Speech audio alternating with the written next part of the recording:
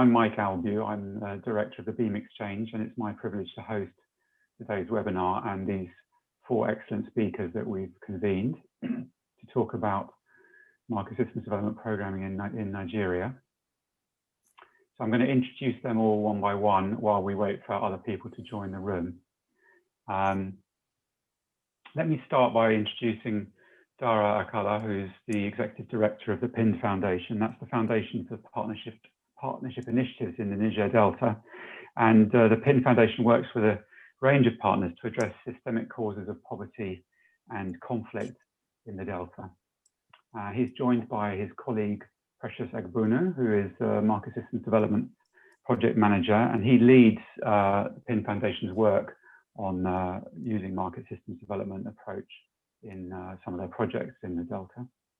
Then we've got Bill Grant, who is the senior expert for MSD in DAI. He's worked on more than 20 MSD programs around the world over the years, and he's served as a senior strategic advisor for the PIND Foundation in Nigeria for the last 10 years, between 2010 and 2020. And he was technical director for the DFID or FCDO funded program in the region called MAID. And so he was helping sort of ensure close collaboration between those two, the program and the foundation. And then finally, we've got David Elliott, who is, he was director of the Springfield Center. That's how many of you will know him. But in the last few years, he founded the Gallus Edge, which is a consultancy using market systems thinking to help the private sector better respond to public policy interests. And in 2019, and the reason he's here today, he led a learning review of the PIND program and the MAID project, the PIND Foundation and the MAID program in the Niger region. So he'll be contributing to the conversation. Okay, so we're well into the hour now. We've got 56 people in the room already. So I think, Bill, it would be a good time to start. Would you like to take it away? Okay, thank you very much, Mike. Good morning, good afternoon, everyone. Welcome to this webinar from wherever you are in the world. I've spent 10 years working in the Niger Delta, advising the two development initiatives Mike just introduced, the PIND Foundation and the Market Development in the Niger Delta project, to develop stronger and deeper market systems to support smallholder farmers, which you will hear about today. In 2010, the Niger Delta was coming out of a decade of conflict, and there were few market actors focusing on supporting the private sector. Most firms were targeting donors, NGOs, and oil companies.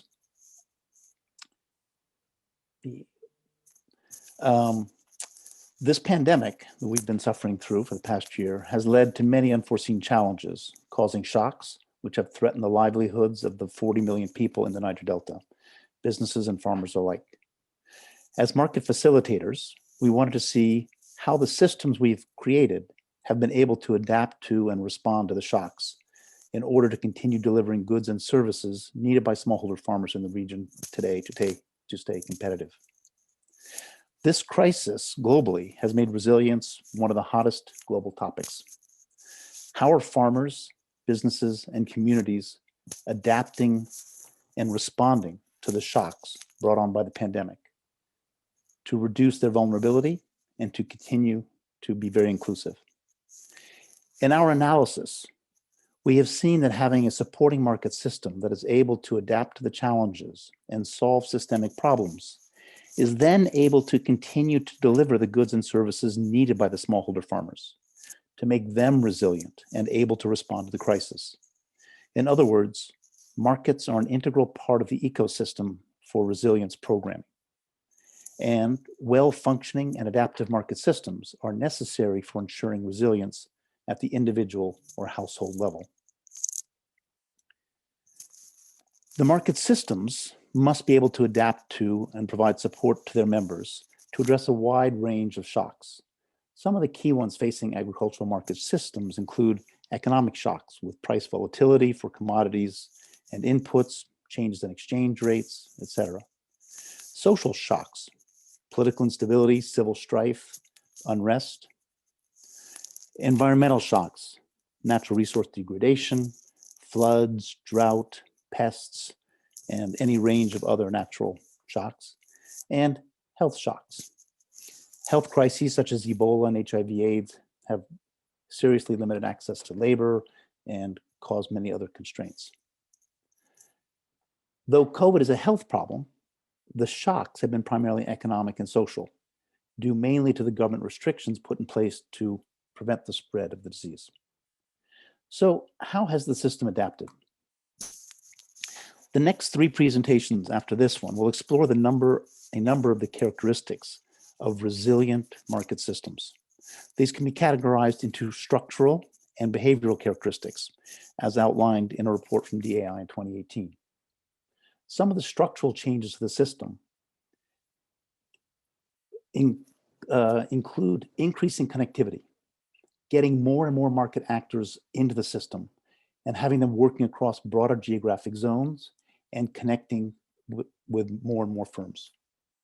Also, diversity and specialization by market actors will be increasing with time. As the systems work better, firms will do where they make the most money. And power dynamics will fluctuate to allow multiple power nodes to emerge. And the last point, very important, is the rule of law across groups is institutionalized with a relatively fair judiciary process. So these are structural changes to the system, but there are also many behavioral changes to the system, where it's really how the market actors engage one with the other. We have good cooperation where firms work together, and these win-win relationships are driven by value creation, value addition. We have good competition, which is based on internally driven improvements to performance using evidence-based decision-making. Innovation stimulates good competition. And business strategy. Firms are now focused on delivering value for customers, suppliers, and staff, rather than just on focusing on how to make more money for themselves at the expense of others. This case on the Niger Delta will show how the market systems became more resilient through our work over 10 years before the crisis, and how with the deeper systems, how the market actors adapted their operations to address the changing needs of the smallholder farmers during the crisis. I would like to now hand over to Dara Akala, who will talk about how we develop those deeper market systems. Thank you.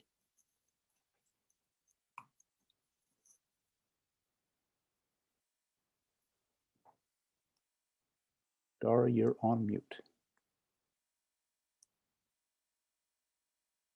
Dara? Yes, I'm trying to unmute now.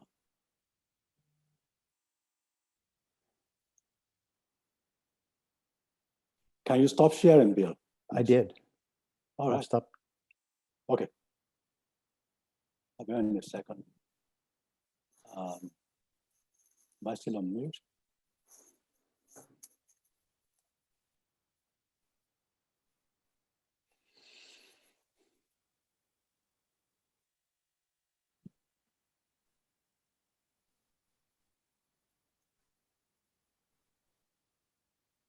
Bill, am I still on mute? No, we can hear you. No, we can hear you, Dara. But we can't okay. see your presentation. We can't see your slides Okay, yet, though. all right. So we can now. Here they are. Great. Okay. Sorry about that. All right, then. So thanks, Bill, for that excellent presentation laying the foundation.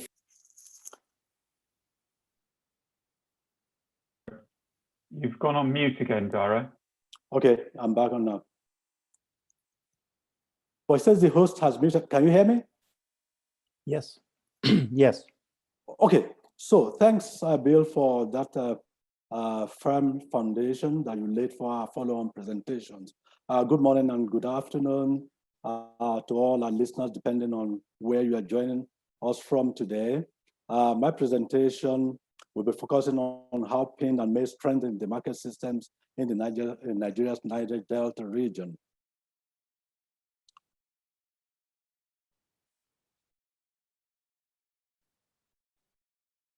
Now, before I go into that presentation, I'd like to provide a bit of background, to the foundation and the context where we work. Just to introduce our foundation a little bit, the PIN Foundation was established in 2010 by Chevron Corporation with the overarching goal of reducing poverty and conflict in the region. And MAID was a market development program that was funded by UK Aid and implemented by DAI that worked in parallel with PIN's Foundation program in market system development between 2013 and 2019. Now the map to the left is Nigeria, and the bottom part is the Niger Delta region, which comprises of 9 states, the oil producing part of Nigeria, and has a population of about 40 million people. As Bill mentioned earlier on, at the time we started, the development context was the one that was characterized by, the region was characterized by high levels of crisis and conflicts, which led to high levels of poverty. So poverty was both a cause and an effect of conflict in the region. Conflict on its own, on its part, was caused by lack of social infrastructure for peaceable livelihoods, whilst the weak market systems and institutions in the region were the causes of high levels of poverty. So, PIN adopted the market systems approach to implement a portfolio of both economic and peace building programs aimed at addressing the root causes of poverty and conflict in the region. And just to talk a little bit about the peace building program, which comprises of 2 strands: the Partner for Peace Network, which is a platform for local stakeholders to engage each another on an ongoing basis for conflict early warning, assessment, and response. It is a grassroots organization of about over 1,000 volunteers now, and they're spread across the 9 states of the region. And the Integrated Peace and Development Unit supports the P4P and other stakeholders with information, skills, and tools that they need to scale and enhance their peace building effectiveness. So the essence of the peace building program is to provide an enabling environment in which economic activities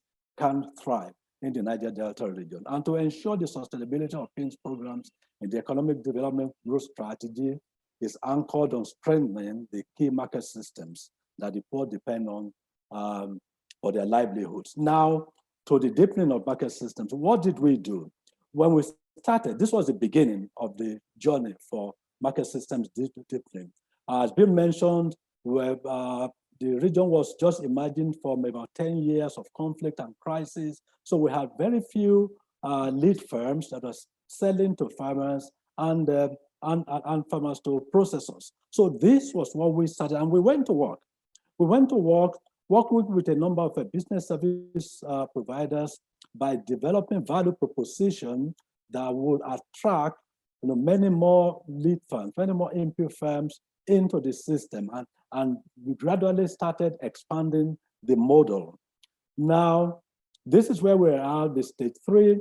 Here we have much better increased connectivity amongst the market actors. We have better aligned interest of the market actors, and also we saw a deepening of relationships. And then we can say that the whole model is further expanded. And we're working with business service providers at various levels, to provide support and services to the various market actors at various levels in the chain. Now, what did happen as we went along? The metric on the top right-hand shows the changes and transformation in the service providers as we went along. You can see how the outreach numbers increased, how the employees increased, and the diversification of the types of services. And below in the chart, you can see that the local private extension service providers, which are the business service providers, they grew in numbers from less than 300 in 2015 to about 3,000 in 2019.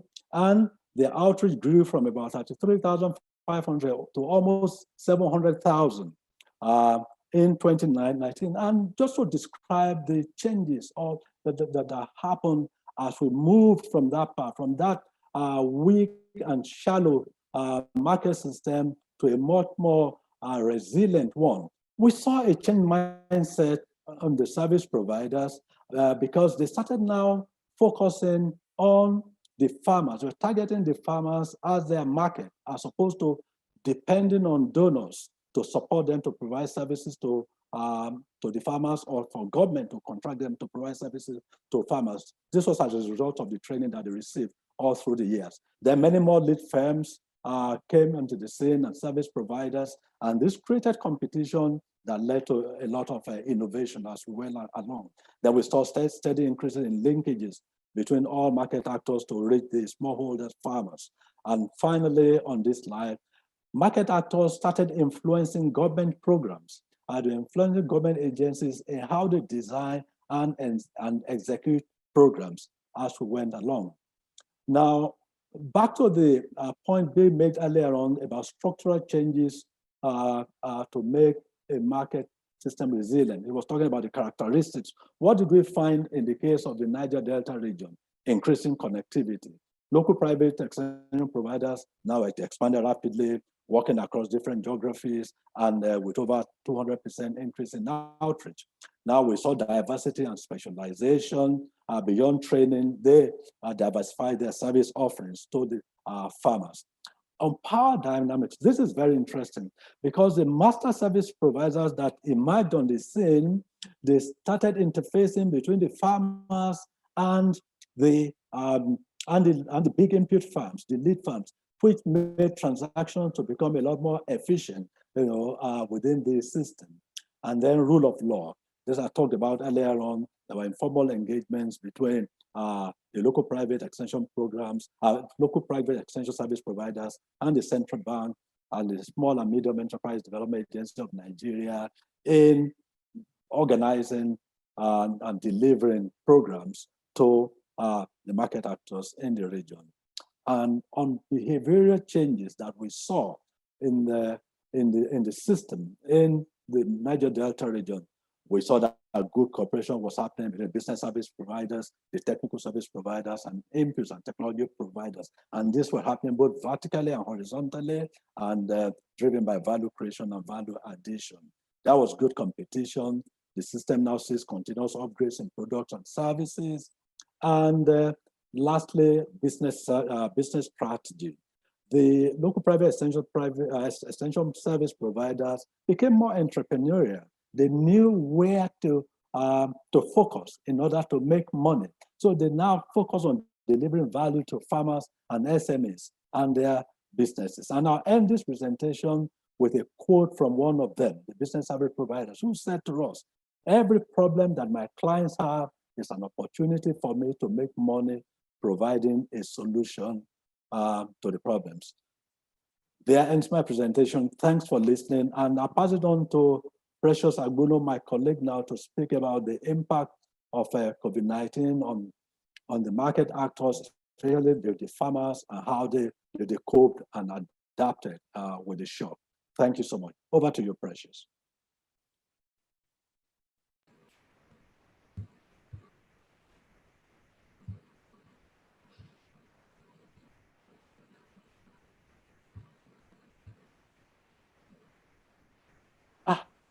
Did I lose Did you stop sharing, Dara? Yes, I'll stop sharing.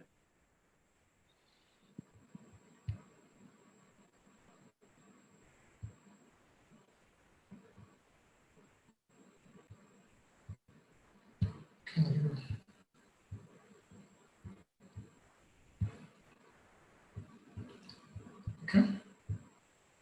While Precious is getting connected, I just throw in a quick bit of advice. If anyone... All right, so thank you, Dr. Dara. I will now present the impact of COVID-19 on the market systems and how the market actors responded to the threats of the pandemic. Good day, everyone. So the first case of COVID-19 was recorded in Nigeria in February 2020. And the set of initiatives introduced by the government to curtail the spread of the pandemic disrupted the operating environment for farmers and other market actors in the region. The first preventive measure that was introduced was an initial total lockdown with movement restrictions. And this disrupted the farming activities of farmers and the field activities of the support market actors. It also disrupted the flow of inputs, bringing about scarcity and leading to an increase in the prices of inputs.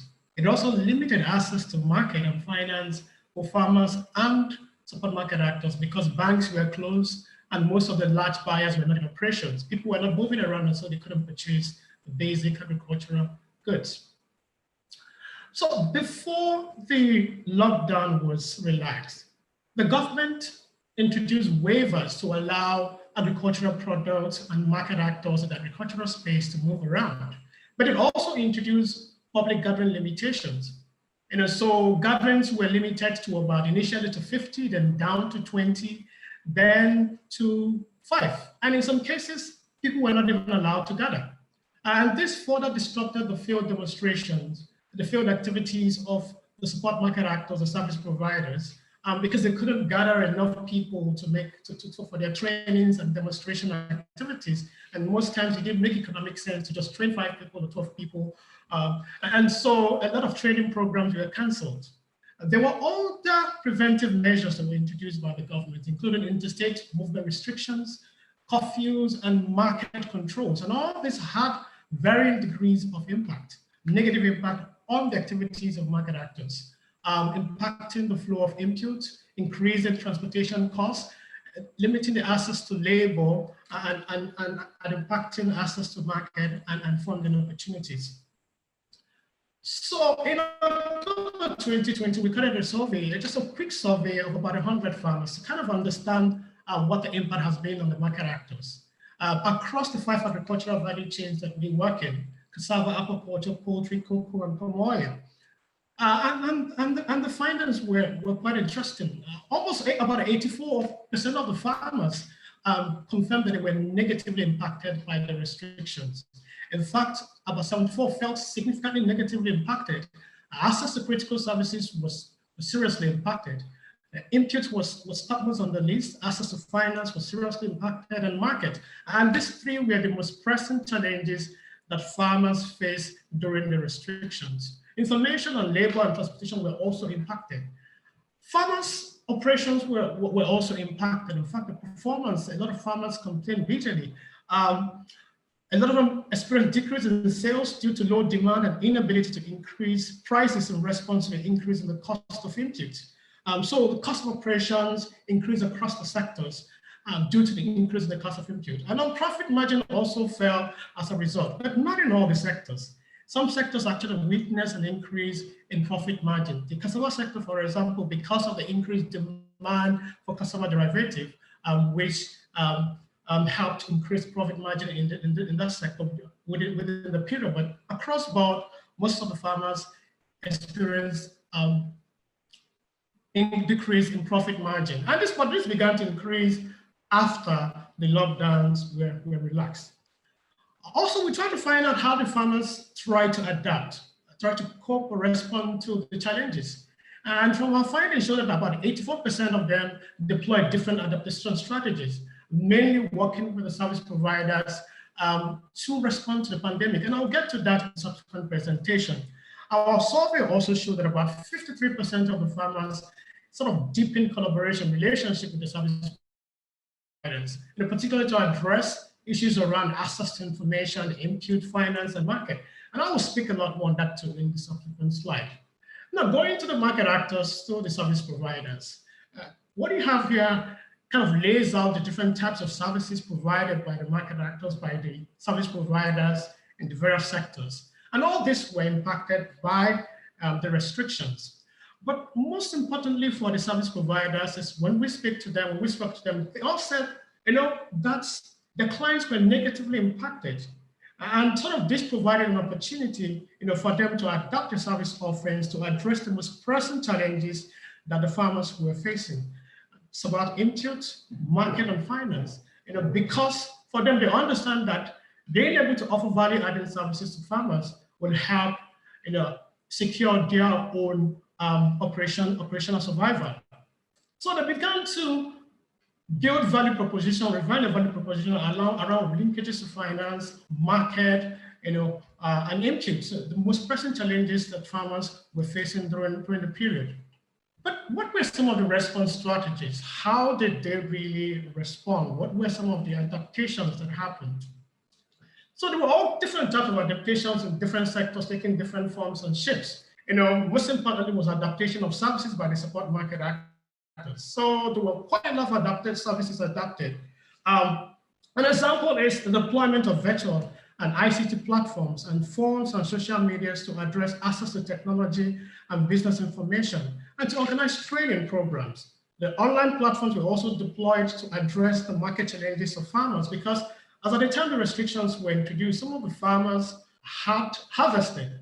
So they had product that they couldn't sell because of the restrictions. And so a lot of them worked with the service providers to help them to implement virtual and online marketing strategies, including selling to their neighbors, identifying buyers within their communities, because they couldn't move and buyers couldn't come from other states or communities to sell, to buy from them.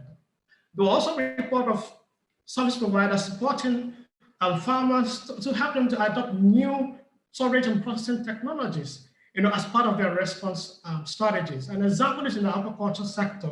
We found that fish farmers began demanding, adopting the use of smoking cans, to smoke their fish and then to sell them as smoked fish instead of selling as fresh fish, because of the lack of market for fresh fish, and also because the technologies were available, made available by the market actors. So in terms of deepening of relationship, and this was also one of the strategies that was deployed by the market actors, to improve their response to the pandemic, to the threats of the pandemic. So a lot of them work collaborative together to particularly address the pressing challenges the farmers were facing. An example is in the crop sectors, where we saw deeper collaboration between input companies and community-based agro-retailers and farm service providers to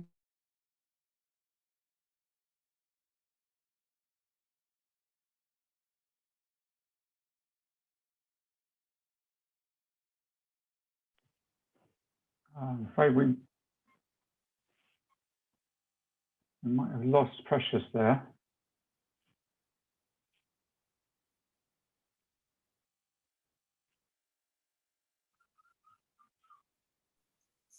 I hope not. Well, while we just give him a chance to come back, I just want to point out that there's already a bit of a good conversation, some good conversations going on in the Q&A box.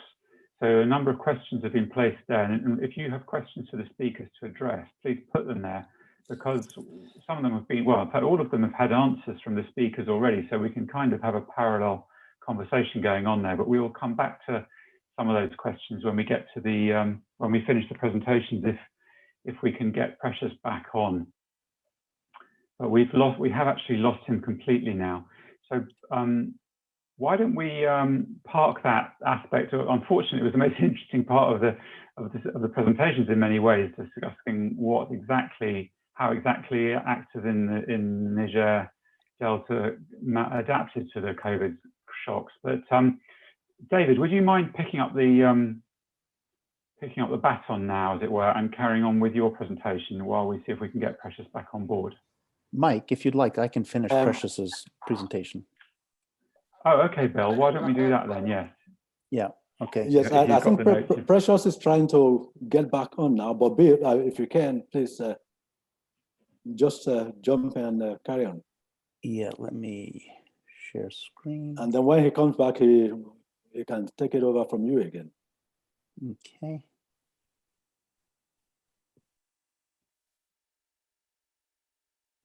I thought I had Precious's. Okay, can you see that? Yes. Yeah. Okay. Okay, so Precious had just been talking about the deepened relationships, especially geographically. There were problems with people couldn't travel across state lines, and so different service providers in different states were able to coordinate with one another to service their clients in the other states. And we found greater specialization. start my video. Can you see it? Yes. Yeah, okay. Greater specialization. Some of the people who were particularly strong in IT tended to drop other parts and just focus on IT and servicing all the other service providers with IT. There were many new opportunities identified. New markets, we heard Precious mention the smoked fish. We also had opportunities around, in particular for import substitution. Rice was being banned into the country, so there were opportunities to provide more cassava products. And the government did introduce a number of stimulus schemes. And because the business service providers were used to working with the government, they were able to take those schemes and bring them to their clients and show them what they were doing. So how did the farmers respond to the effectiveness of the service providers' strategies? The flow of business information relationship improved drastically, 84% satisfaction among the farmers.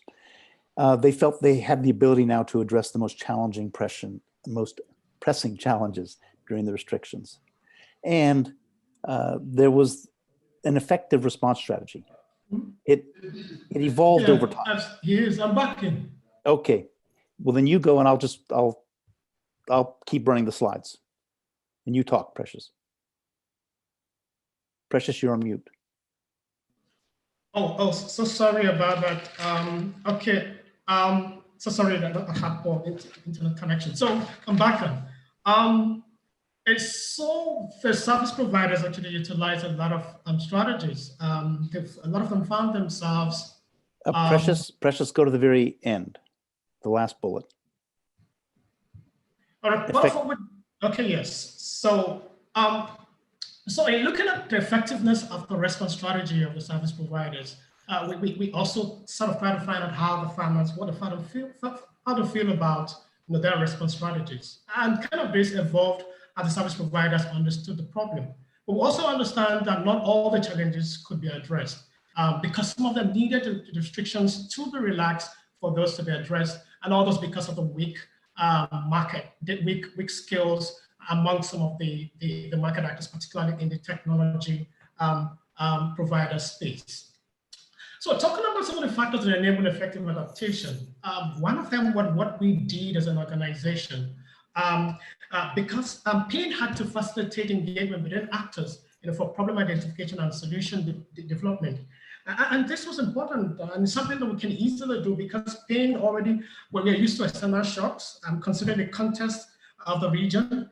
So regular engagement has been one of the tools that we use to stimulate partners to action. And so it was necessary to deploy such engagement here, to be able to kind of engender that wider market reaction to the pandemic. Also, we invested in analyzing and carrying out analysis and reporting on it, and to ensure that all market actors understand the nature of the impact to respond more appropriately. But that wasn't all. There were other market enablers that enabled the kind of response that we saw amongst the service providers. The fact that we have been working with entrepreneurial-driven service providers who have now changed their mindset, to targeting farmers directly. They see, the business proposition, the business value of targeting, huge millions of farmers and not targeting just small donors. And so they know that their livelihood depends on their ability to provide, to address the most pressing challenges of the farmers. There's also the depth of maturity of the market system actors, as witnessed by increased availability of different competencies, service providers who have the capacity and the skill to really facilitate access to finance and market, working collaboratively with other types of service providers to ensure that happens. We saw increased connectivity among the service providers, bringing about expansion into multiple states and sectors. Obviously, the good competition and coordination has been one thing that has been quite very prevalent among the market actors. And COVID-19 provided an opportunity to even deepen that further. I will now hand over to David to sort of wrap up this whole presentation and to talk about the implication for other projects. Thank you. Thank you, Precious. Good recovery.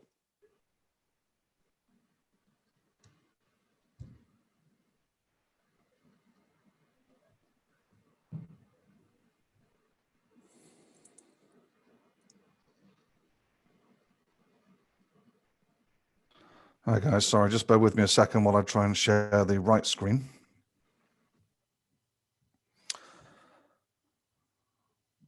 Okay, just confirming, Bill, you can see the screen okay? Yes, I can. Lovely. Let me start by saying thank you, Precious, particularly given the technology challenges you had there. So well done for seeing it through. It falls to me to offer some summary reflections on what I'm sure everyone listening will agree were really excellent presentations.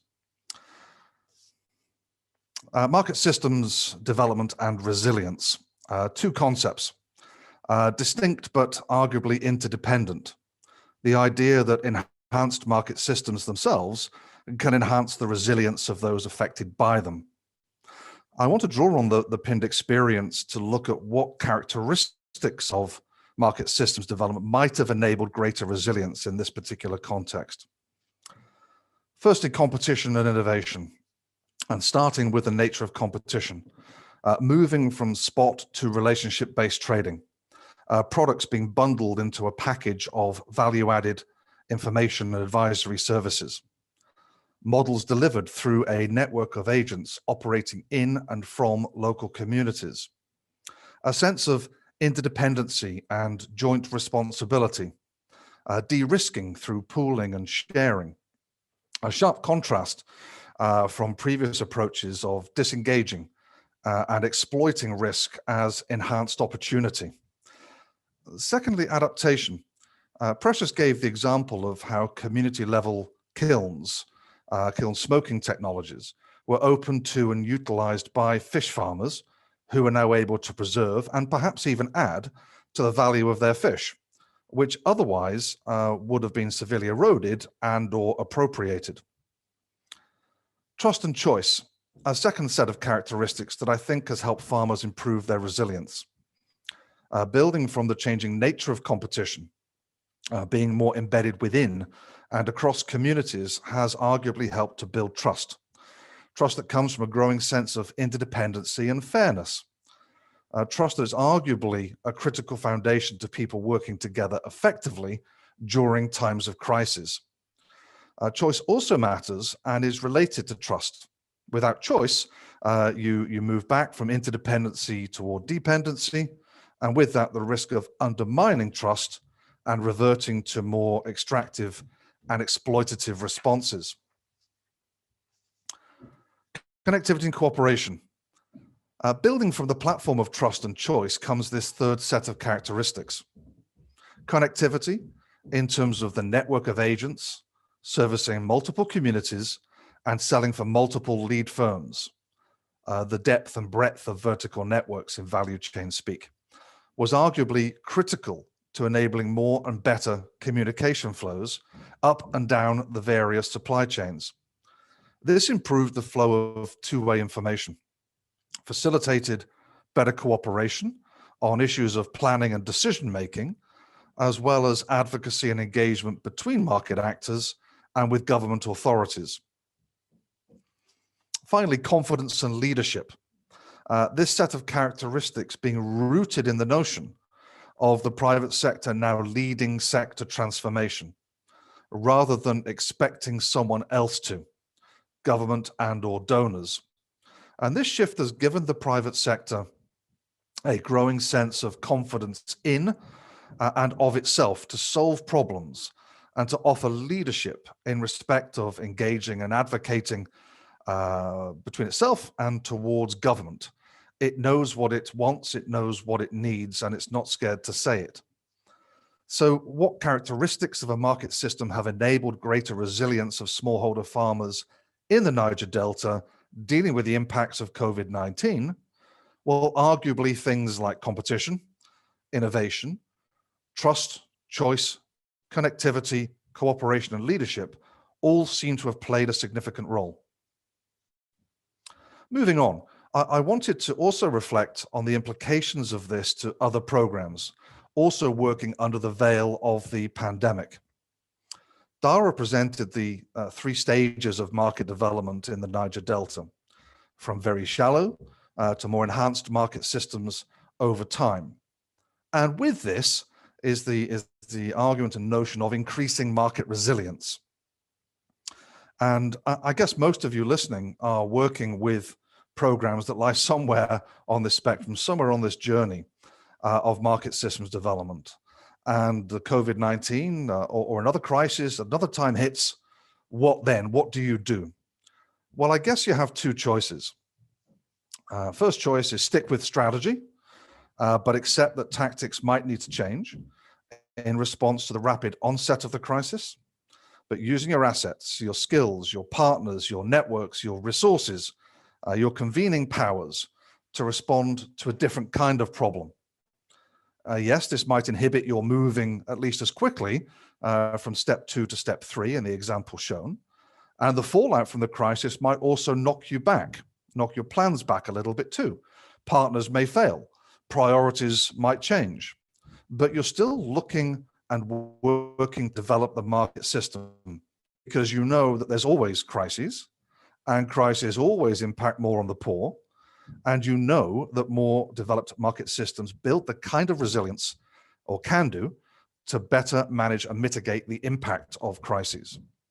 The other choice, jettison strategy. Completely repurpose your assets. Change entirely how you work and who you work with.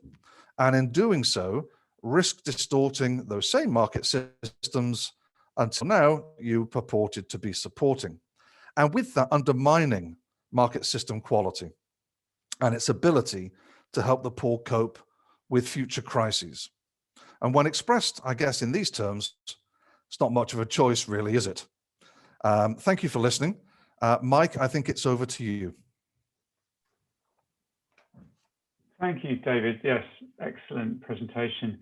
Excellent presentations. I mean, it was very interesting listening to all four of you speaking.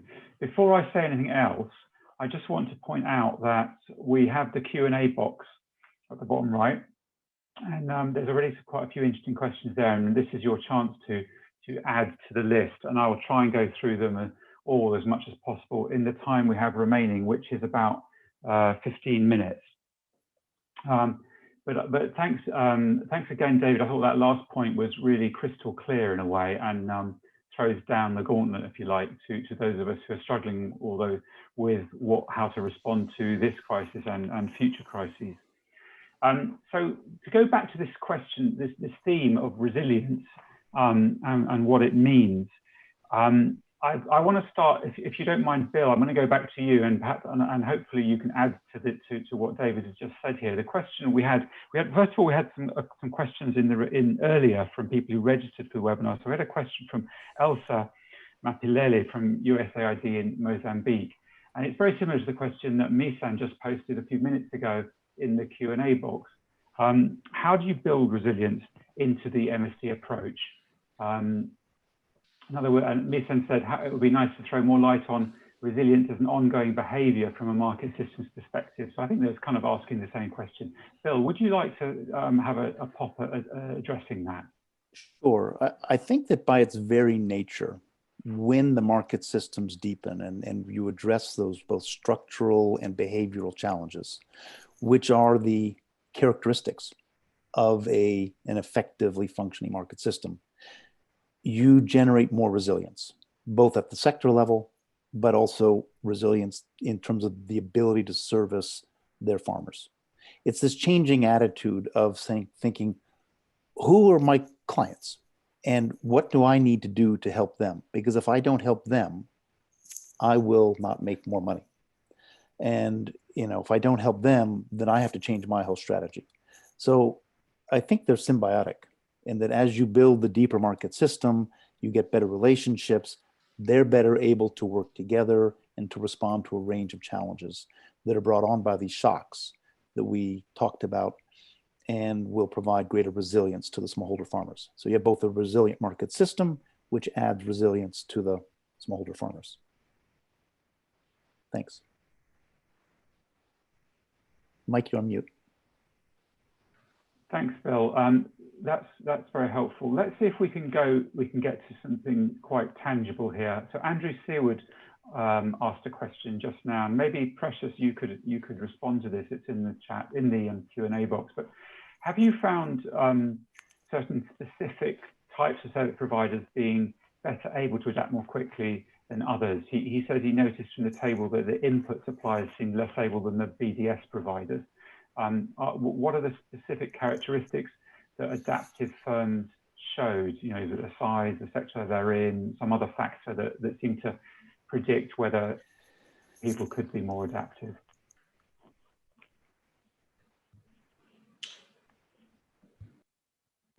So thank you, Mike. Absolutely, you're right, and that was showed in the course of my presentation. Some of the service providers, because they have the skill and the relationships, were able to quickly adapt. For example, the service providers, and it depends on the kind of problem being addressed and the type of skill required. So the service providers, when it came to the business service providers rather, when it came to adapting their services to online platforms, they already have the skills, some of them the skills and the platform and the relationship, so they were quickly able to do that. While that was happening, some of the technical service providers and input companies didn't have that level of skill and infrastructure, but then they collaborated with the business service providers to be able to do that. We saw that the technology providers were not really that quick, fast in adapting some of the strategies, because for some of them they needed to still build a lot more relationships. So it's about skill, it's about more relationship, it's about a better understanding of the problem, it's about how the depth of skills that they already have even before the pandemic. And that is why it's important to continuously support and build market actors and ensuring that they have the skills to respond to such kind of shocks. So yes, right. Some of the service providers were better placed to deal with the pandemic than the others. Mike, if I can add to that just a little, I think it's also the entrepreneurial nature of the service provider. I mean, we saw people who, over the course of 5 or 6 years, had started as single consultants. And as they began to learn about how to do business better, they grew rapidly. They hired more staff. They went from 1 or 2 people to 30 people. And they went from a few hundred clients to 3,000 or 4,000 clients because they got it. And they're the ones, like the one that Dara quoted, who said, you know, every problem that my clients have is an opportunity for me to make money. These are the guys who really get it. And so we had 40 or 50 of them who really dominated and who led to a great majority of the increased outreach. But those 50 hired another 10, 20, 30 each, working with them to really expand those services. So it really did develop a kind of a private commercial extension service. Fascinating. So look, there's a very interesting related question from John Chettleburg, who said, he asked, well, does the fact that the strategies adopted by farmers, which included selling to neighbours, using alternative cheaper inputs, etc., does that demonstrate the importance of maintaining informal channels that support adaptation and resilience within the market system? Or because that seems to be a slightly different sort of strategy, if you like. Would you or Precious like to respond to that? Or perhaps David? David wrote an answer in the chat box already, but I was going to get into perhaps. Well, and very quickly, many of the people, say fish farmers who wanted to start making their own feed, didn't have the equipment and they didn't have the raw material. So it wasn't simply a question of them saying, I want to start making feed. They actually went to their service providers to say, where do I find the equipment? Who's manufacturing the extruder that I can buy? So yes, they wanted to do it, but they relied on their service providers to help them find the inputs, the machinery, et cetera. So a lot of it does also come from the entrepreneurialness of the farmer. Yeah. David, is there anything you'd like to add to that? Yeah, I think maybe just 2 things. One is the general business model, the point I put in the chat to John, the way in which they move from phase 1 to phase 2, from lead firms operating remotely into these communities, into recruiting service providers from the communities themselves, lead farmers that had an interest in upgrading their activities to take on selling and service provision to other farmers. And that's kind of how the supply model has grown. So all of that is reducing transaction costs through using social networks and investing in them, actually. The related point, I think, is that as you move from phase 2 to phase 3, you're seeing that now these social networks are not isolated. Now they are connected to other actors that play different roles in the market system. So there's many more people invested now. There's a lot more joint responsibility, joint fortunes.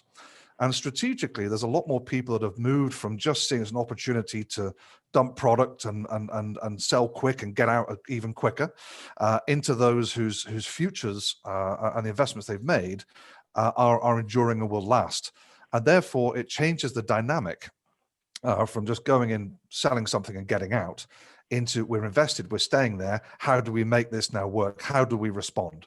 And so the right incentives are in place, and increasingly the right kind of structures are in place to respond to those incentives. So that would be how I would probably think about it, Mike. Connectivity between different levels, investment, mindset, and actually leveraging, if you like, these social networks and dynamics that clearly exist and are very strong in the Delta region and elsewhere, I'm sure. Mike, can I add to that? Yes, can I add to that, please. Mike? I mean, Yes, that underscores the importance of working with entrepreneurial commercial extension service providers, because they're constantly looking for different channels, whether formal or informal, for their services.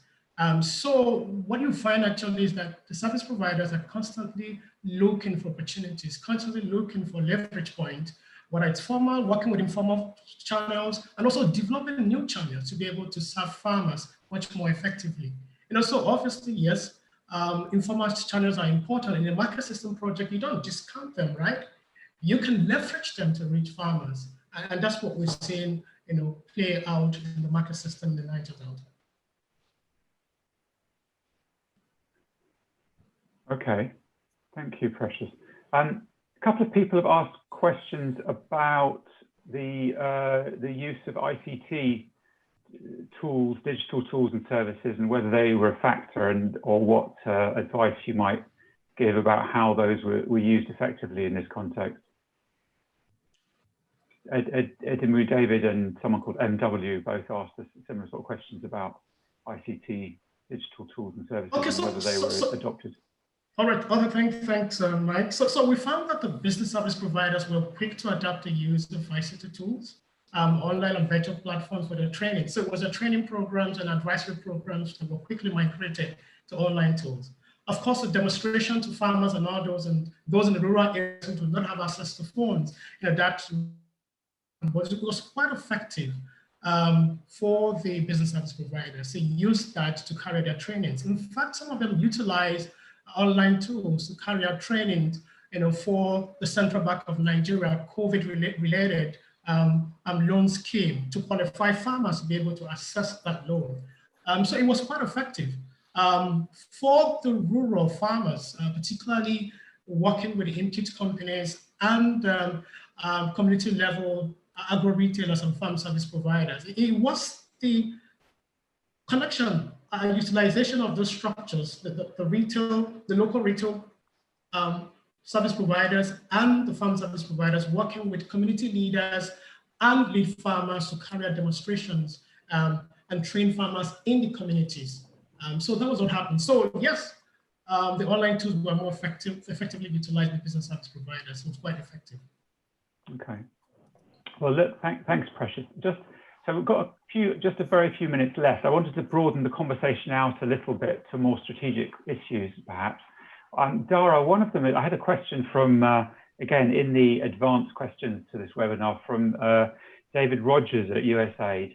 And he asked, what was your biggest pain point and how did you overcome it in relation to the implementation of this program over the 10 years, I guess?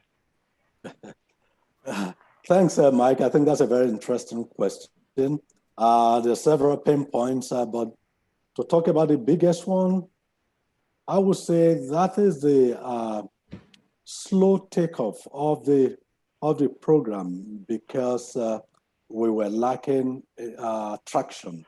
You see, as we mentioned at the beginning, we started at a the post-conflict period.